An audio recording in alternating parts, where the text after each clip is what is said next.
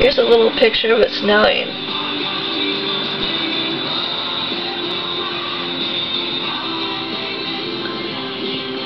There's a bunch of cars in the parking lot. It's usually that way every couple, like once a week or whatever.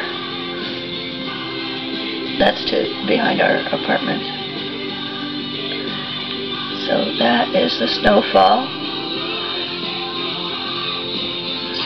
It's not sticking. What stuck melted. And then up there's those piles from when they tore down that house with a sidekick. There's those white piles. Let me see if I can zoom in. So there's still snow on there. That's been there. And then by Mart, our infamous spot that you can tell where we're at.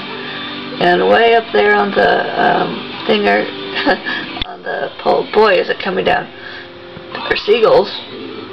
Anyway, but that's the snow conditions as of 9:45 Pacific Standard Time on Thursday, February 24th.